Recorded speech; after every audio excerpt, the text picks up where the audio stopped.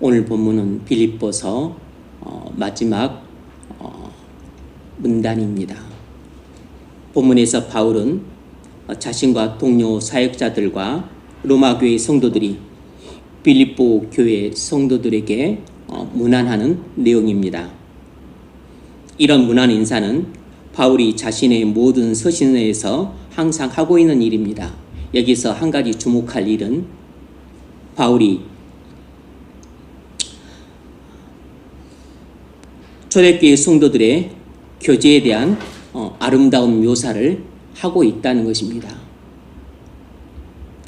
오늘날 교회는 보편적으로 형식화되고 고착화되면서 조금씩 생명을 상실해 왔습니다. 오늘 본문은 짧지만 그 속에 멀리 떨어진 성도들 간에 친밀하고 사랑 가득한 교제가 있다는 것을 볼 수 있습니다. 교회는 우선적으로 친교단체라고 할 수 있습니다. 그래서 교회는 항상 친밀함과 사랑의 분위기가 존재합니다. 초대교회 성도들은 서로에게 깊은 관심과 애정을 갖고 대했습니다. 아마 그 근본적인 이유는 초대교회 성도들 대부분이 성령의 부으심을 받았기 때문일 것입니다. 그래서 다른 성도들에게 무슨 일이 일어나고 있는지, 또 핍박을 받고 있는지, 궁핍함을 겪고 있지는 않는지 관심을 갖고 돌아보고 사랑으로 섬겼던 겁니다. 오늘날 우리는 이런 성도 간의 교제를 많이 상실하고 지내고 있습니다. 그러면서도 아무렇지도 않은 것처럼 이것이 죄인 줄도 모르고 사는 경우가 허다합니다. 바쁘고 피곤하다는 이유로 성도 간의 교제에 관심을 갖지 않거나 자주 모이기 어렵다는 이유로 교제를 소홀히 하는 경향이 있습니다. 오늘 본문을 통해서 저는 성도의 교제에 대해 세 가지를 살펴보려고 합니다. 첫 번째는 성도의 사랑은 성도의 교제로 표현된다는 것입니다. 성도 간의 사랑은 성도의 교제로 표현되기 마련입니다. 우리는 사랑하지 않는 사람과는 교제하지 않습니다.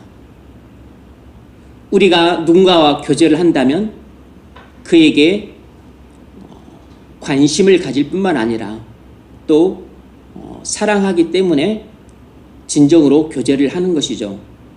오늘 본문 21절, 22절 같이 한번 읽습니다. 시작.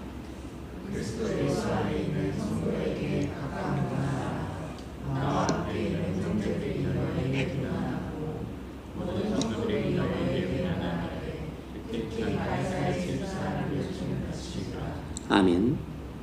왜 바울이 자신과 자신의 동역자들만 빌립보 성도들에게 안부를 전하는 것이 아니라 구테여 로마 교회 성도들과 심지어 가이사집의 성도들까지 안부를 이 빌립보 성도들에게 전하고 있겠습니까? 비록 얼굴 한번 본 적 없고 멀리 떨어져 살지만 성도들은 이처럼 서로 그리워하고 사랑하는 마음을 품고 대하고 있다는 사실을 바울이 자신의 편지를 통해 빌립보 성도들에게 전해주고 싶었던 것입니다. 비록 지면을 통해서나마 안부를 전하고 교제를 나누고자 하는 애틋한 마음이 담겨 있는 편지였던 거죠. 여러분, 그리스도인이란 무엇입니까? 성도라고 말합니다.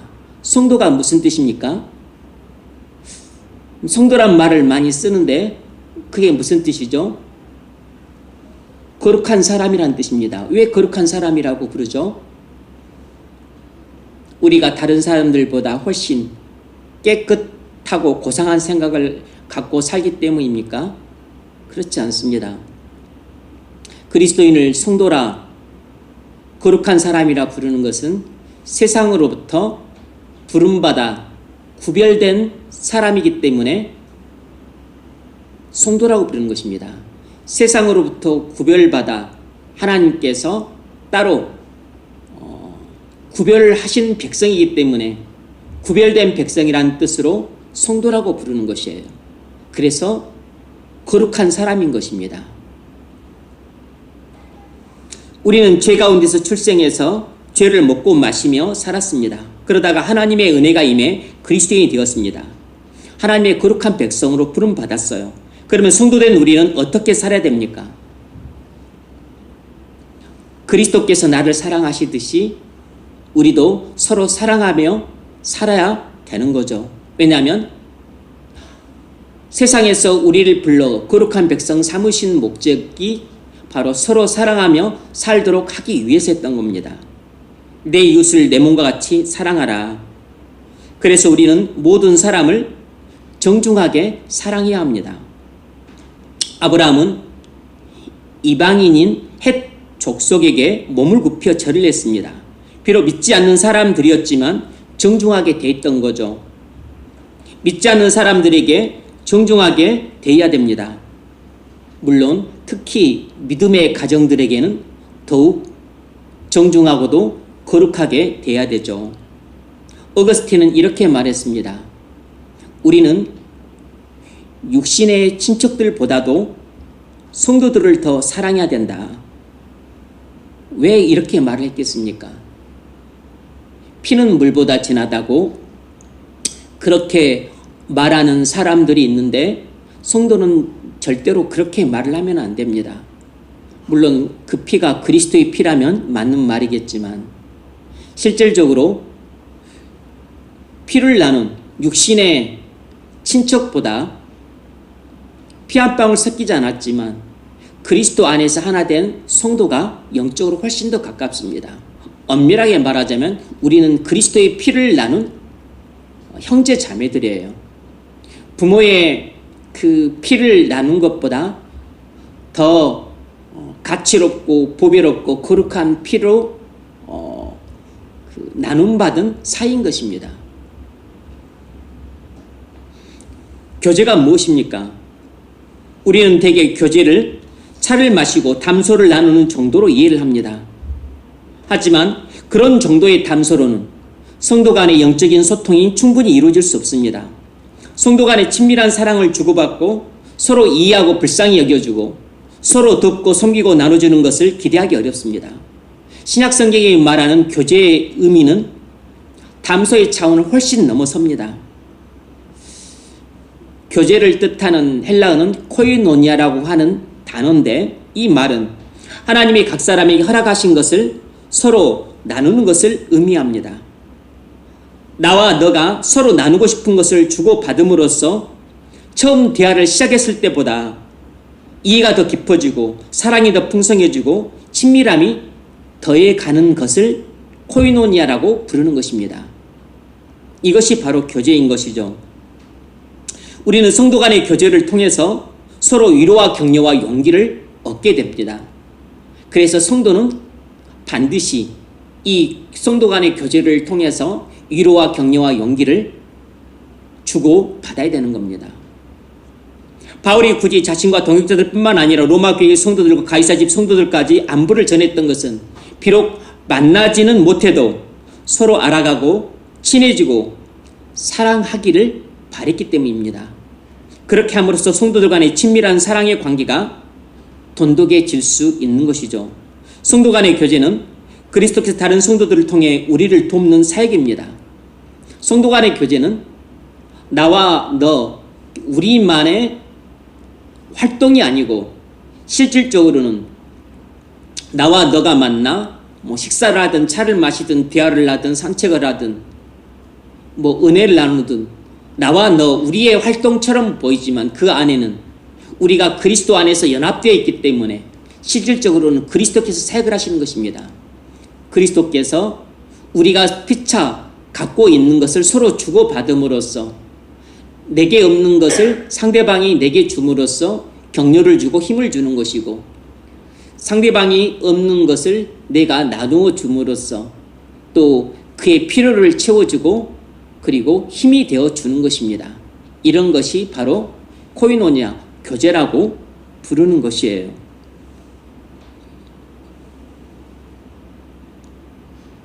이런 점에서 교제는 그리스도 안에서 형제 자매된 사람들에게 주신 하나님의 은혜로운 선물이라 할 수 있습니다.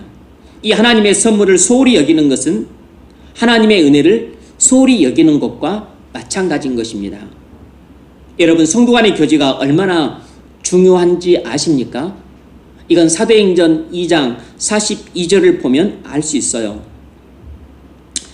그들이 사도들의 가르침을 받아 서로 교제하며 떡을 떼며 기도하기를 전혀 힘쓰니라 그랬는데, 여기서 이 어순을 잘 살펴보면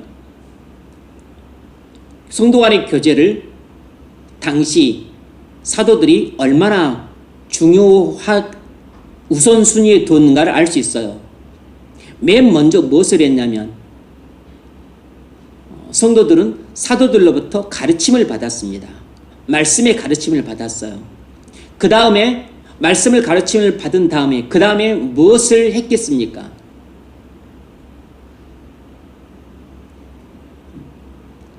말씀의 가르침을 받은 다음에 맨 먼저 한 것은 성도 간의 교제예요. 사도들의 가르침을 받아 서로 교제하며 그 다음에 떡을 뗐습니다. 성찬식을 했어요. 그 다음에 기도를 했습니다. 그러니까 당시 초대교회 성도들은 사도들로부터 말씀을 가르침 받고 나서 맨 먼저 무엇을 했냐면 성찬식을 한 것도 아니고 기도를 한 것도 아니고 봉사를 한 것도 아니고 그에 앞서서 맨 먼저 성도 간의 교제를 했던 겁니다. 성도 간의 교제가 성찬식이나 기도나 봉사보다 앞섰던 것이에요. 진리를 깨달은 성도들에게 있어서 성도 간의 교제가 얼마나 중요하고 그리고 시급한 일인가를 보여주는 대목입니다. 성도 간의 교제를 성찬식보다도 우선적으로 하고 기도보다도 우선적으로 하고 봉사보다도 우선적으로 했다는 사실이 놀랍지 않습니까? 여러분, 성도 간의 교제를 가볍게 보지 마십시오. 해도 되고 안 해도 되는 것으로 생각해서는 안 됩니다. 그건 잘못된 생각이에요. 우리가 학교에서 새로운 반편설에서 친구를 만나든 또 어디 동아리나 이렇게 친목회에 가입을 하게 되면 사람들과 사귀려고 애를 쓰잖아요. 또 같이 밥도 먹고 또 놀러도 가고 차도 마시고 공도 차고 교제를 통해서 친해지려고 하는 것이죠. 어느 단체든지 가입하게 되면 그렇습니다. 근데 하물며 교회에서 이 성도 간의 교제는 단순한 친목 정도를 넘어서는 활동이에요. 성도 간의 교제는 단순한 친목 모임만이 아니고 성령께서 사역하시는 일을 통해서 우리의 신앙을 북돋아주고 우리의 필요를 채워주고 상대방의 필요를 채워주고 그렇게 해서 성도를 온전케 하고 그리고 교회를 세워가시는 성령의 활동이신 겁니다.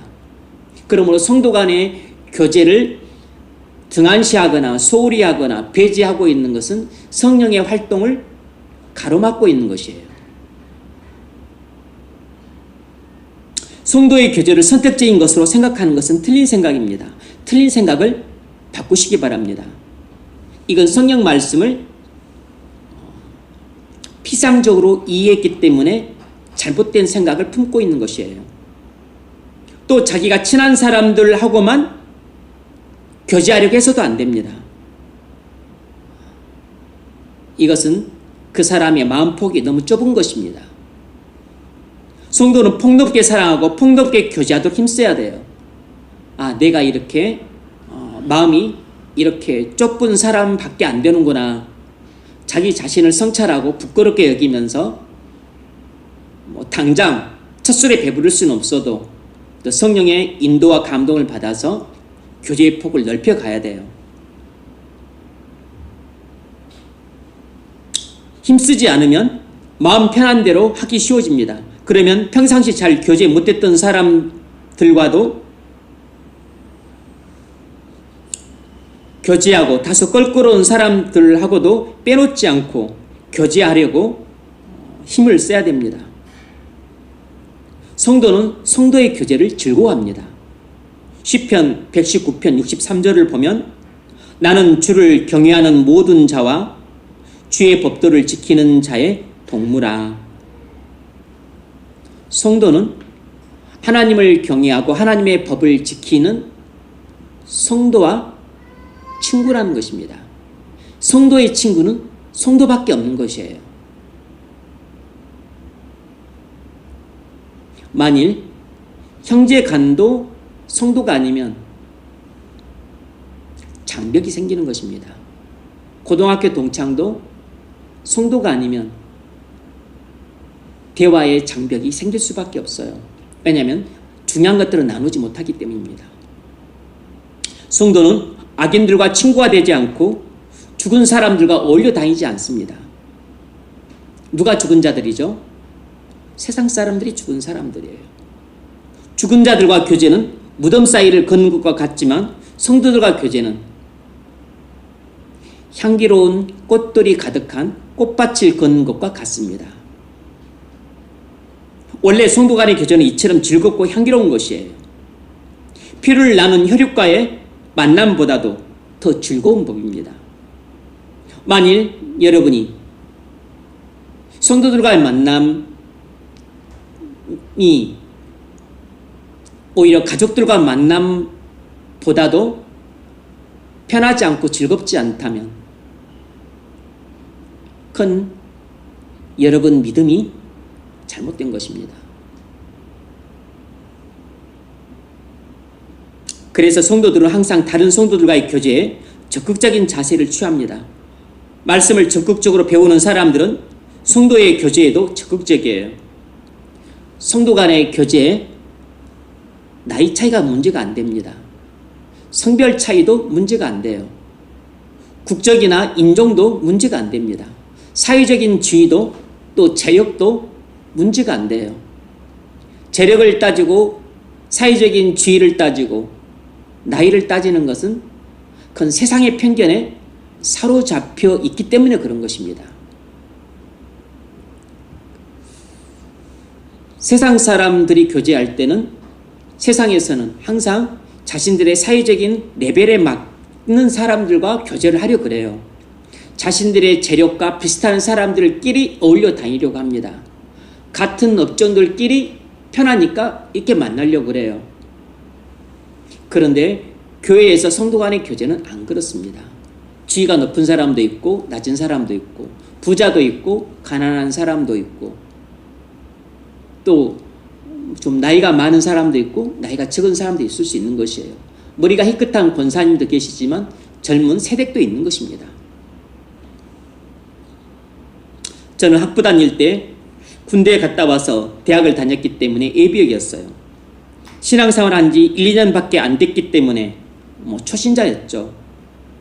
믿지 않는 그 사람들 틈바구니에서 학교 생활 하는데 무척 외로웠습니다. 믿음의 친구를 보내달라고 기도한 지 5학기가 지나서 기적같이 2명의 신실한 친구를 하나님이 보내주셨어요. 그런데 그들의 나이가 저보다 10살 아래였습니다. 한 명은 입학 동기였고 한 명은 1년 선배였는데 그런데 그들은 소위 말하는 모태신앙들이었어요. 부모님이 또 장로님, 권사님 얼마나 신실한 친구들인지 이제 막 신앙생활 시작한 저보다 신앙적으로 훨씬 더 성숙한 친구들이었습니다. 경건한 집안에서 성장했던 청년들답게 되게 신앙의 균형 잡혀 있었습니다. 말씀 생활 철저하게 하고 기도 생활 철저하게 하고 한 친구는 또 CCC 멤버였었는데 나중에 또 CCC 대표 순자인가 거기까지 하고 한 사람은 또 교회의 생활에만 무척 충실한 친구였었는데 이 두 사람과 늘 도서관 한 책상에서 함께 공부하고 묵상하고 기도했습니다. 테이블 하나를 갖고 그냥 앉으면 항상 그 자리에 앉아서 이렇게 마주보고 앉아서 늘 그렇게 생활을 했어요. 그들한테 많은 걸 배웠습니다. 공교롭게도 세 사람이 다 목회자가 되었어요. 그들 두 사람은 이미 목사의 길을 이제 걸을 준비를 하고 있었고, 또 그럴 마음을 또 한 사람도 품고 있었고, 또 당시 또 또 친구는 저한테 또 권면을 했었었는데, 그때까지만 하더라도 저는 뭐 그런 생각을 하지 않았었습니다.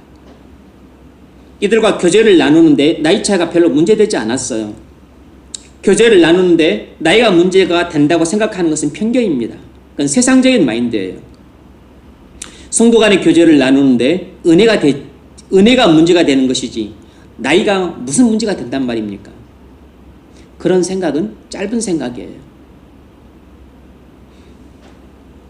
예전에도 이야기를 했지만, 저희 고모는 소천하셨지만 76세에 예수님을 영접하셨어요. 지금도 76세는 적지 않은 연세입니다. 안양 집에 제가 가끔씩 놀러 가면 고모와 함께 잤는데, 고모는 그때 신앙생활 하면서 궁금했던 것들을 제가 찾아뵈면 죄다 물어보셨어요. 고모랑 신앙적인 얘기를 나누는데 시간 가는 줄 몰랐습니다. 제가 먼저 이야기를 하는 것이 아니라 고모가 먼저 이야기를 꺼내세요. 나이 차이가 50년 가까이 되는데 얘기 나누는 것이 얼마나 즐거운지 시간 가는 줄 몰라 밤새도록 이야기를 나눕니다.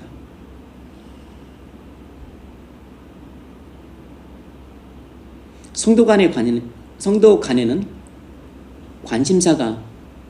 공통적인 관심사가 있기 때문에 늘 화제가 끊이지 않는 것이에요. 서로 궁금하고 서로 좋아하고 서로 알고 싶어하는 것이 똑같은 것입니다. 그러니까 화제거리가 끊이질 않는 것이죠. 우리가 다른 성도들을 진정으로 사랑하고 있다면 그건 반드시 성도 간의 교제로 나타날 수밖에 없습니다. 성도 간의 교제를 무시하거나 소홀히하거나 신경 쓰지 않고 자기 마음대로 하는 사람은 자기가 정말 성도인지 의심해 봐야 됩니다. 여러분이 그리스도 안에 있는 성도라면, 다른 성도들을 사랑하고자 한다면 교제에 힘쓰십시오. 이유 분문하고 교제에 힘쓰셔야 됩니다.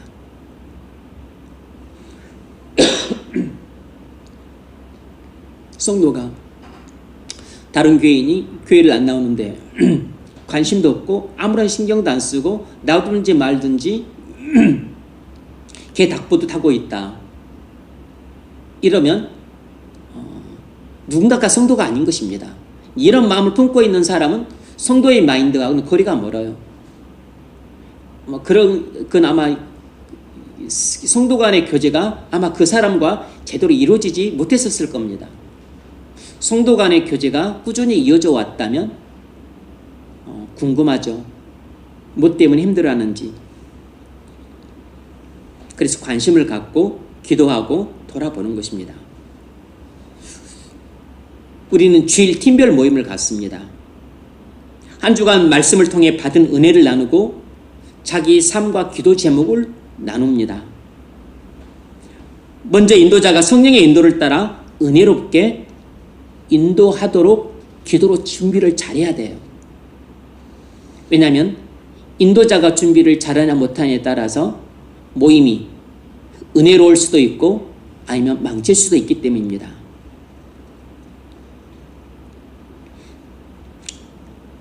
인도를 하는데 기도로 준비도 안 하고 아무 생각도 없이 와서 그냥 인도하려 듣는 것은 그건 그 모임의 중요성을 모르기 때문이에요. 그건 생각이 무척 짧은 사람입니다. 여러분이 회사에서 무슨 모임 하나를 인도하려고 해도 되게 신경 쓰지 않겠습니까? 뭐 PT 하나 하려고 해도 여러분이 준비를 많이 하잖아요. 성도 간의 모임은 그보다 훨씬 중요한 것입니다. 두 번째로 나누는 사람이 성령의 감동을 따라 진솔하게 나누셔야 됩니다.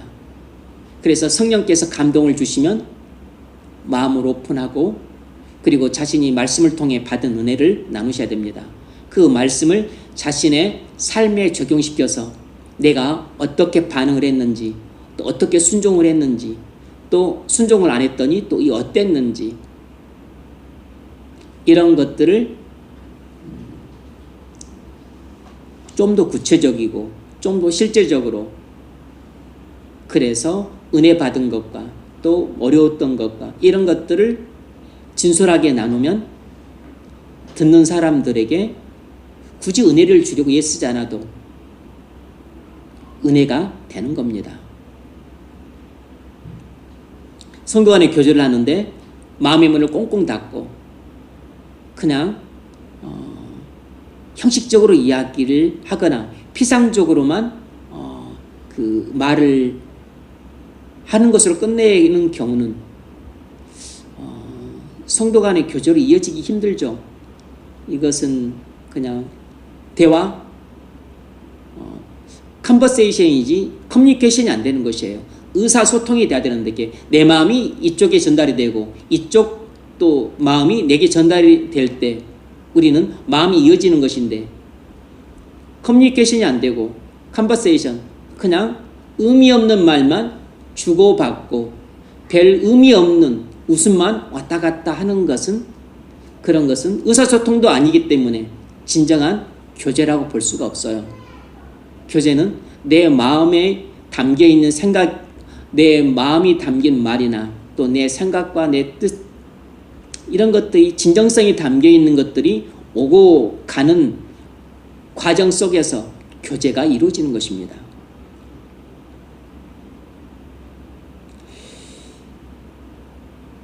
나누는 사람만 중요한 게 아니고 듣는 사람도 중요해요. 듣는 사람은 관심과 사랑하는 마음을 품고 상대방이 나누는 것을 주의 있게 귀담아 들어야 됩니다. 그런데 나누는 것도 형식적으로 나누면서 또 듣는 것은 또 냉담하게 듣는 사람들이 있습니다. 나누는 것을 형식적으로 나누는 사람은 들을 때에도 냉담하게 들어요. 반응을 아주 냉담하게 합니다. 듣고서도 들으면 뭔가 적절한 반응을 해줘야 되는데 적절한 반응을 할 그 마음의 여유가 없어요. 왜냐하면 본인이 은혜사원 안 하고 죄 가운데 살고 있기 때문에 마음이 메마르고 차가워요. 그러니까 본인의 마음이 냉담하기 때문에 그냥 나누는, 다른 사람이 나누는 것을 들을 때에도 나는 다 별로 은혜가 안 되고 또 별 관심도 없는 것입니다. 그러면 그냥 무성의하게 반응하거나 아니면 냉담하게 반응을 안 해요. 그러면 상대방에게 되게 마음에 불편함을 줍니다. 또 그 심약한 사람은 또 마음의 상처를 받을 수 있어요. 그렇게 되면 성도 간의 교제가 아니고 오히려 해를 끼칠 수 있습니다. 이건 성도를 온전케 하는 게 아니고 성도에게 상처를 주고 교회를 세우는 게 아니고 교회를 허물어뜨리는 꼴이 되고 마는 것입니다. 아, 그러면 나는 죄 가운데 그에서 마음이 냉담하니까 그럼 나는 교제에 참여를 안 하는 게 좋겠다. 이렇게 퇴행적으로 사고를 하면 안 되는 겁니다. 지난 금요일 말씀드렸던 것처럼 틀을 깨버리면 안 되는 것이에요. 형태를 파괴시키면 안 되는 것입니다. 영을 새롭게 해야 되는 것이죠. 성도 간의 교제라고 하는 틀이 있는데 거기서 나눔을 진솔하게 하고 그리고 들을 때에도 관심과 사랑하는 마음을 품고 그리고 적절한 리액션을 해주는 것으로 들을 수 있어야 되는데 그렇지 못해서 혹 다른 사람들에게 그 상처를 주거나 또 좀 분위기를 냉담하게 만든다면 내 태도를 고쳐야지. 나는 그럼 성도 간의 교제를 빠지는 게 좋겠다. 이렇게 교제를 깨트리는 방식으로 문제를 해결하고 하는 그것은 자멸의 길이에요. 이건 퇴행적인 사고입니다. 이건 아주 파괴적인 사고예요. 이건 죄악된 사고인 겁니다. 이런 사고를 하는 경우들이 왕왕 있는데 이것은 사단의 그 갑작스럽고 거짓된 충동에 속아 넘어가는 것이에요. 성도라면 절대 그런 식으로 반응을 하면 안 됩니다. 영을 고쳐야 돼요. 영을. 틀을 깨트리면 안 되는 것입니다. 습관적으로 이렇게 냉담하게 반응하는 사람, 왜 저럴까 분위기를 아주 그냥 찬물을 끼얹는 사람 혹 있다면 그런 사람들은 자기 자신을 성찰하고 그리고 부끄러운 줄 알고 회개하고 그리고 스스로 못 고치니까 성령의 도움을 받아서 변화가 돼야 됩니다. 우리가 팀별 회식을 하기도 하고 또 소풍을 가기도 하고 그리고 또 우리가 2달 좀 안 되죠. 여름 수양회를 갑니다. 빠지지 말고 적극적으로 참여하는 것이 다른 성도들에게 자연스럽게 격려가 되고 위로가 되고 교회를 세우는 활동이 되는 것이에요. 성도의 교제는 성찬식만큼 중요하고 기도만큼 중요하고 봉사만큼 중요한 것입니다. 성도 간의 교제는 중요한 교회 활동이에요. 이것은 내가 해도 되고 안 해도 되는 선택사항이 아닙니다. 성도 간의 교제는 봉사보다 기도보다 예배 참석보다 별 중요하지 않겠지. 아닙니다. 그것만큼 중요해요. 두 번째로 성도는 고립되어서 혼자 지내서는 안 된다는 것입니다. 성도는 고립되어서 혼자 지내서는 안 됩니다.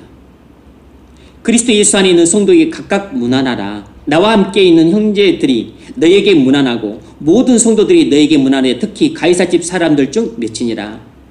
성도는 다른 성도들과 교제를 단절한 채 단지 가족들하고만 지내거나 친구들하고만 지내거나 직장 동료들하고만 지내서는 안 되는 것입니다. 그런 사람은 세상 사람들이에요. 성도는 주일에 교회에 나와서 예배만 하고 그리고 싹 가버리는 그런 썬데이 크리스찬으로 살게 되면 성도 간의 교제를 나눌 기회가 없게 되고 그렇게 되면 성도 간의 교제를 통해서 서로 보충해주고 보충받고 또 도움을 받고 돕고 위로하고 격려하는 이런 활동들을 못 하게 되므로 건강하게 자라기가 어려운 것입니다. 비타민이 부족하면 다리가 약해지는 병에 걸리듯이 병에 걸리는 것이에요. 성도 간의 교제라고 하는 꼭 필요한 이런 종합 비타민을 먹어야 되는데 먹지 않으면 병드는 것입니다. 그래서 쩔뚝거려요. 눈이 멀게 되는 겁니다. 심장이 약해지게 돼요. 피가 잘 안 통하는 것입니다.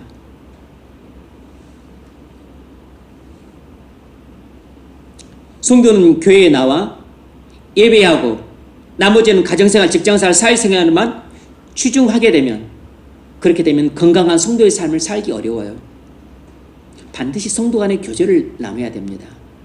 성도 간의 교제를 등한시하고 예배 마치자마자 핑하니 가버리고 주일 오전 예배만 드리고 그냥 그걸로 교회 활동이 다 끝난다든지 아니면 주일에만 그냥 예배하고서 그걸 끝나버린다면 그렇다면 이것은 교회 생활에 예배가 가장 중심이지만 예배 생활만 있는 게 아니고 또 기도 생활도 있고 말씀 생활도 있고 봉사 생활도 있고 성도 간의 교제도 있고 또 다른 활동들이 있는데 성도 간의 교제라고 하는 중요한 영역이 빠져버렸기 때문에 이 성도의 그 영적인 영양소 중에 중요한 부분이 빠져버린 것입니다.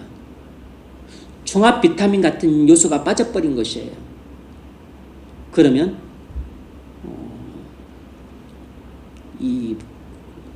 까먹었네. 이 다리가 약해지는 병이 걸려요. 그러면 선원들이 그 배에 선상에 오래 나가서 채소를 먹지 못했을 때 비타민이 부족해서 걸리는 병에 걸리게 되면 나중에는 죽게 됩니다. 그래서 예전에는 비타민의 중요성을 몰랐을 시절에는 선원들이 그 해상 사업을 하면서 많이 죽었어요. 왜 죽는지도 모르고 죽었습니다. 아니 고기를 먹는데 밀빵을 먹는데 왜 죽지? 비타민 부족 때문에 죽었던 것입니다. 성도 안에 교제가 빠져 있으면 점점 약해지다가 나중에는 영적인 생명이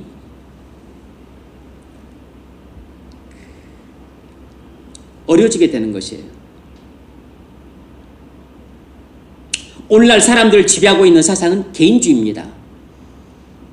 개인주의란 자기가 소속된 공동체의 목표와 가치보다도 자기 목표와 가치를 더 중요시하고 우선시하는 태도예요. 서구 문명의 영향으로 우리나라에도 개인주의가 만연해 있습니다. 이 개인주의는 특히 철학 사조 중에 실존주의나 포스트 모더니즘의 영향을 크게 받았어요. 개인주의는 근대 이후에 나온 사상입니다. 예전에는 개인주의 따위를 말할 수가 없었어요. 예전에는 무조건 다 공동체주의였습니다. 실존주의는 대중과 구별되어야만 참 자아를 회복할 수 있다고 가르쳤습니다. 포스트 모더니즘은 보편적인 진리를 거부해요. 그래서 내가 중요시 여기는 것과 네가 중요시 여기는 것이 꼭 같을 필요가 있냐? 내가 진리라고 믿는 것과 네가 진리라고 믿는 것이 뭐 다를 수도 있지. 뭘 꼭 같아야만 되냐? 이렇게 진리의 절대성을 부인하고 진리의 상대성을 주장하는 것이 포스트 모더니즘의 특징이에요. 그러니까 되게 관용적으로 보이지만 이것은 성경의 가르침과 정면으로 충돌하는 것입니다. 성경의 가르침이 무엇입니까? 성경은 진리의 절대성을 강조해요. 진리는 하나밖에 없다는 것입니다. 진리는 절대 상대적일 수 없다는 것이 전통적인 가치였는데 전통적인 가치를 깨뜨려 버리는 사상이 포스트 모더니즘이에요. 개인주의가 바로 이렇게 세상의 철학과 그 사상에서 나온 마인드라고 할 수 있는 것이죠. 이런 실존주의와 포스트 모더니즘은 개인의 삶에 큰 비중을 둠으로써 개인주의를 더욱 심화 발전시켰습니다. 특히 오늘날 MZ세대가 개인주의가 무척 강해요. 그들은 그것을 개성이라고 생각하죠.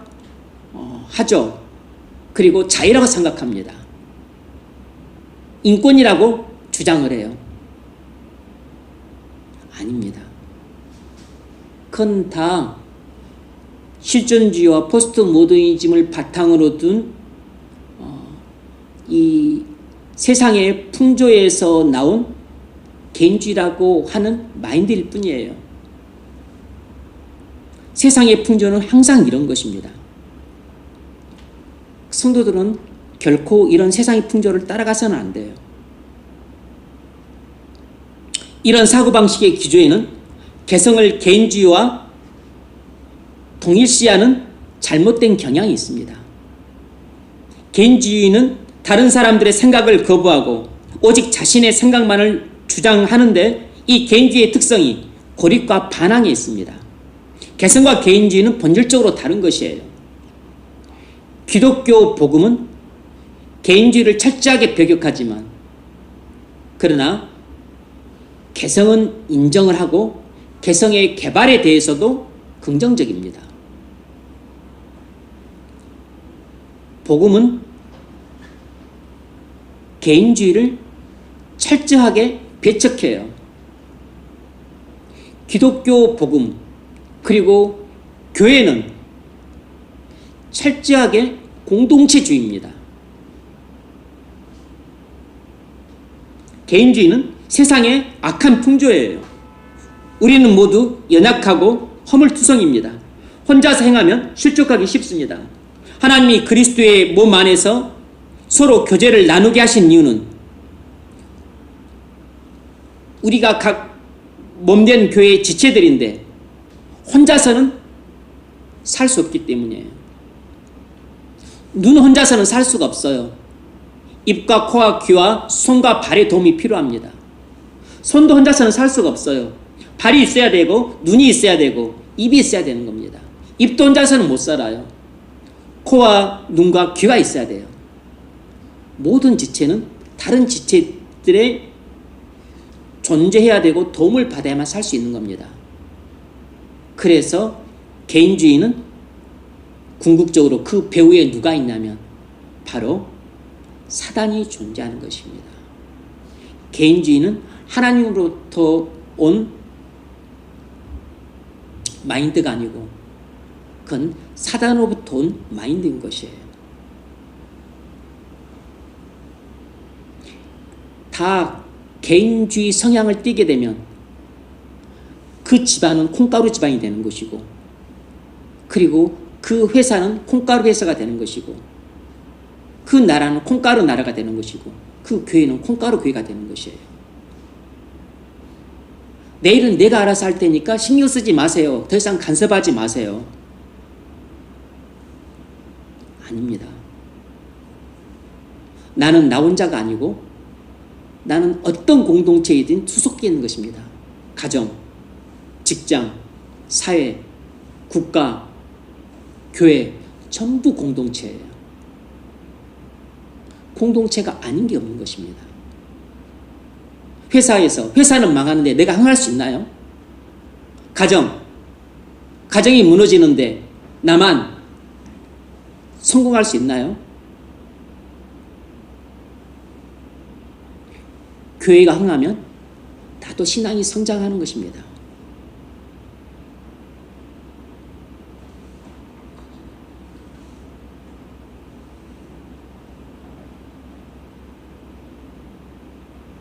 하나님이 그리스도의 몸 안에서 서로 교제를 나누게 하신 이유는 서로 도움을 주고받게 하기 위해서예요. 혼자서도 만족할 수 있다는 교만한 생각이 개인주의를 낳습니다.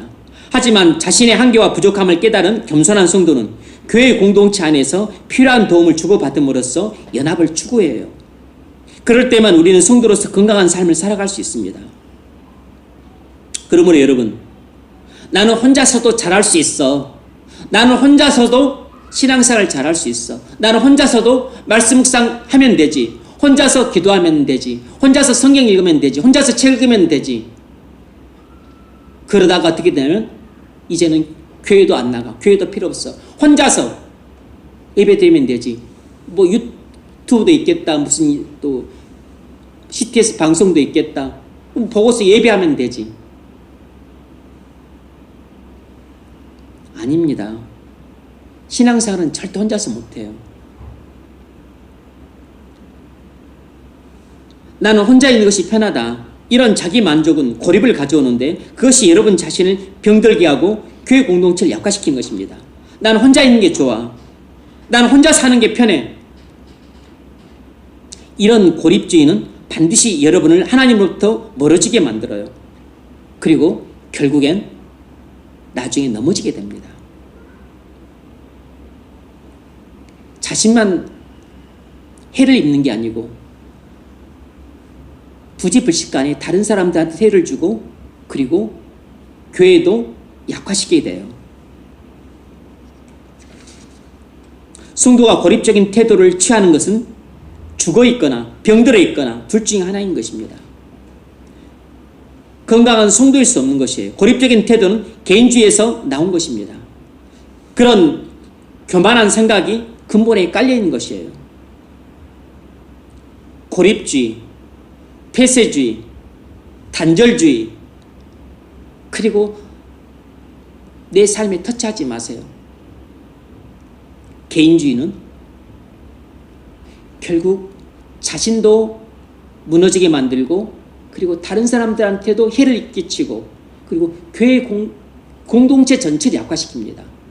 가정의 공동체를 약화시키고 직장 공동체를 약화시키고 그리고 교회 공동체를 약화시키는 것이에요.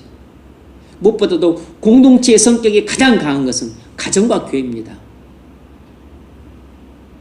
그런데 믿는 사람들이 함께 모시니까 가정도 교회인 거잖아요. 결국 공동체 성격이 가장 강한 것은 교회예요. 교회예요.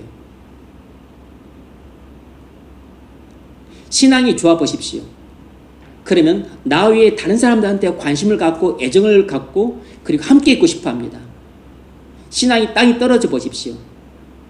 사람들이 부담이 되고 만나는 것도 싫고 얼굴 보는 것도 싫고 교제하는 것도 싫고 그냥 혼자만 자꾸 사람들부터 멀어지고 떨어지고 혼자 있고 고립되고 폐쇄되고 개인주의가 되고 이렇게 되는 것이에요.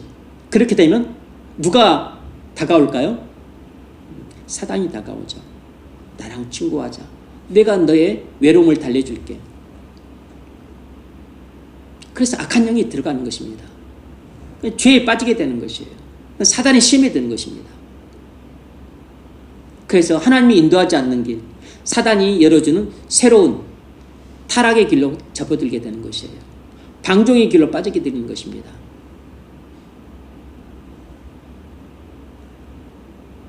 개인주의는 고립주의, 폐쇄주의, 단절주의로 나아가게 돼 있어요.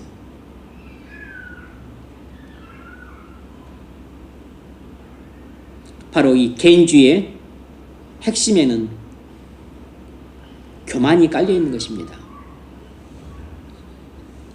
여러분, 개인주의는 교회 공동체의 적입니다. 그리고 개인주의 자체가 하나님께 죄예요, 죄. 하나님은 우리에게 개인주의를 가르친 적이 없어요. 우리는 철저하게 교회 공동체주의고 우리는 철저하게 그리스도의주의입니다. 왜냐하면 우리는 모든 것이 가하나 모든 것이 유익한 것이 아니요 모든 것이 가하나 모든 것이 덕을 세우는 것이 아니라 내가 예배만 딱 드리고 교회로 팽하니 갚버릴 수 있어요. 누가 뭐라고 말 못해요. 근데 그게 유익이 안 되는 겁니다. 누구에게? 첫 번째는 자신에게 유익이 안 되고 다른 성도에게 유익이 안 되고 교회에 유익이 안 돼요.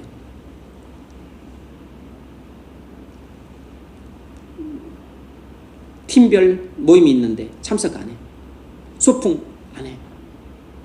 수양회 안 가. 할 수 있어요. 모든 것이 가나 모든 것이 덕을 세우는 게 아니에요. 사람한테 은혜가 안 되고 교회에 덕이 안 되고 그리고 그리스도께 영광이 안 되는 것입니다.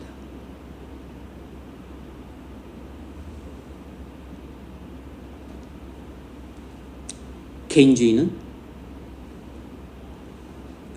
하나님이 미워하신 죄입니다. 그건 교회의 적이에요. 그건 그리스도께 적입니다.